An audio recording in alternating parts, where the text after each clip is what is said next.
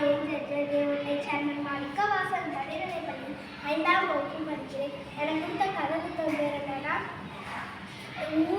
காடு காடு அப்படின்னு ஒரு கதை புத்தகம் கொடுத்துருக்காங்க. அந்த காட்டுக்குள்ள 2 வீடு இருக்குமா.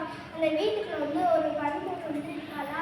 அப்போது அவள் இன்னொரு கேட்பாளா, நீ எவ்வளோ கருப்பா இருக்க, நான்லாம் இப்படி பற்றியா, நான் வெள்ளையா இருக்கேன் அப்படின்னு சொல்லி கிண்டல் பண்ணுவாளா. அப்போது அந்த பொண்ணு கல்யாண கிண்டல் பண்ணுறேன்னு சொல்லிட்டு அவளும் காட்டை விட்டு வெளியே போவாளாம். போயிட்டு இருக்கும்போது ஒரு சாமியார் இருப்பார், ஒரு முனிவரை பார்ப்பாரா. அந்த முனிவர்கிட்ட கேட்பாரா, முனிவரே இதை அழகாக்கிக்க ஏதாவது மூணில் இருக்கா அப்படின்னு கேட்பாங்களா. அதுக்கு அவர் சொல்லுவாரா, இருக்கு, ஒரு படத்தில் 3 தடவை மட்டும் இங்கே இருந்துச்சா போதும் அப்படின்னு சொல்லுவாங்க.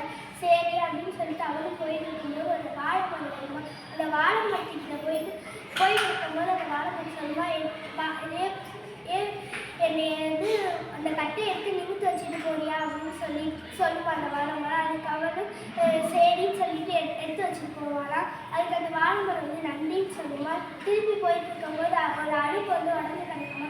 அந்த அடுப்பை பார்த்துட்டு அந்த அடுப்பு சொல்லுமா, என்னை சரி செஞ்சு விட்டு போ அப்படின்னு சொல்லுவாள் அந்த அடுப்பு. அவளும் அந்த களிமண்ணை வச்சு சரி செஞ்சுட்டு போவாளா. போயிட்டு இருக்கும்போது அந்த அடுப்பு சொல்லுமா நன்றின்னு சொல்லுவான். அவர் போயிட்டு இருக்கும்போது ஒரு நாய் அடிபட்டு கீழே விழுந்து கிடக்குமா.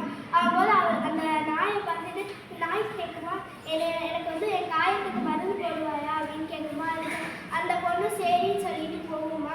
ஆகும்போது ஒரு ஆலமரம் வருமா. அந்த ஆலமரத்துக்கிட்ட போய் உட்காருவாளா. அப்போது அந்த ஆலமரம் சொல்லுமா, இதை சுத்தம் செய்வாயா அப்படின்னு கேட்குமா.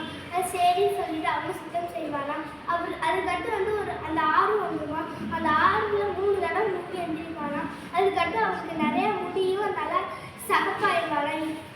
அதே வீட்டுக்கு போயிட்டு இருக்கும்போது மறுபடியும் அந்த ஆலமரம் வருமா, நீ எனக்கு உதவி செய்தியில்லை, அதனால உனக்கு புடவையெல்லாம் கொடுக்குமா. அப்புறம் திருப்பி போயிட்டு இருக்கும்போது அந்த நாய் வருமா.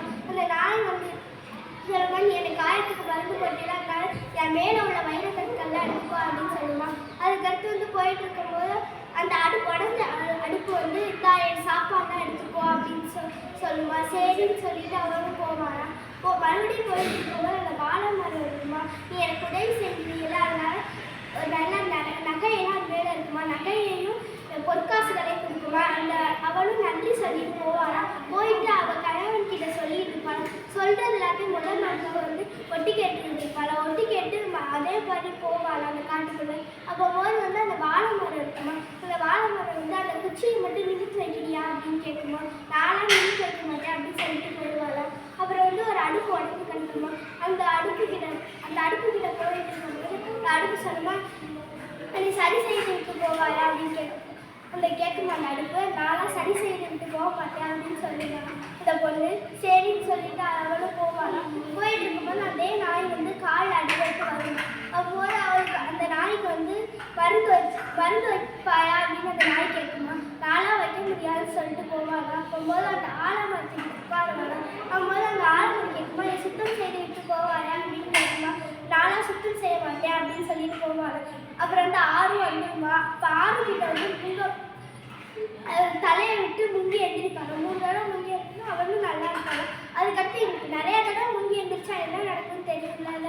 மறுபடியும் முங்கி எழுந்திருப்பாங்க. 4 தடவை முங்கி எழுந்திரிச்சதுனால அவளோட முடியெல்லாம் கொட்டி போய் அவள் கருப்பாயிடுவாள். இதுலேருந்து என்ன தெரிஞ்சுக்கிட்டோம்னா பேராசை பெருநஷ்டம். நன்றி.